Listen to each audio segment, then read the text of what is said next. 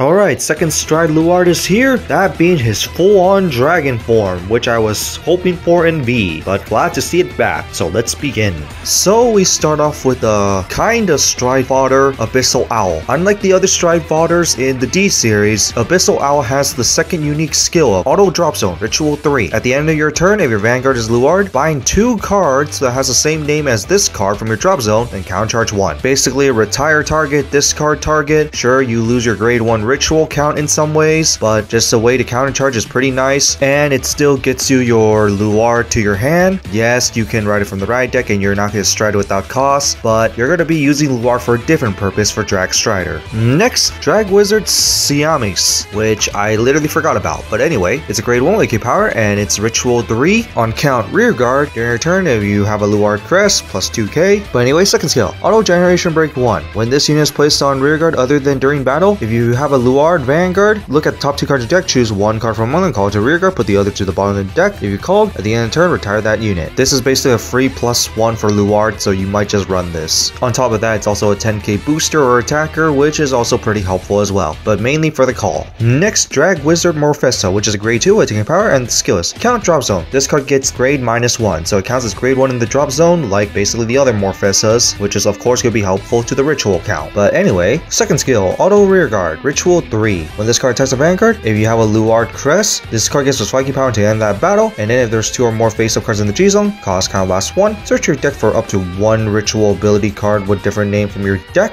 and call it to rear guard, and of course shuffle your deck. Basically 15k attacker that can enable you multi-attack if you have a high enough generation break count. Also has the ritual ability, which is decent to be called by Drag Driver Luard. Not really for first stride since the second part where you need 2 or more face-up cards in the G-Zone, but this is still overall pretty good target to call from Drag Driver. Just be aware of D series with the amount of ritual cards that you're gonna have. Finally, the power is within my hands. Dragstrider Luard. The stride cost is of course the same as other second stride of D series. Use the same card name as your Vanguard to stride it. This of course can be overridden with Draghard Luard with his first skill. Keep that one in mind because there's no condition to it. But anyway, the skill is Auto Vanguard, Generation 2, Ritual 7. When this card attacks, if you have 5 or more units with ritual ability, into the end of battle, this card gets us 10k power and 1 crit. Then cost, retire 2 of your rear guards, discard a grade 3 Luard from your hand. Into the end of the battle, drive +1, and your opponent cannot call grade 1s or higher from their hand to Guardian Circle. Similar to original Drag Driver in a way, but this one has a set amount of power that it's good to get instead of discarding cards. And 2, this one has a little bit restriction where you need to have 5 or more ritual ability cards. This one counts as 1, but meaning that you have to set up your board before getting the 10k and 1 crit. Other than that, it's almost the same as the original. Gets power, gets crit, plus drive, plus the guard restrict. But this one is a bit harder to pull off as there is a bit of a restriction for you to have your field set up beforehand, and that's the main problem. And the discard Luard grade 3 is also another restriction that the original don't have. So I don't know exactly how I feel about this one, but it is a decent enough finisher, and there are ways for you to call a bunch of cards beforehand, so it isn't entirely too bad, but depending on matchup, it can suck.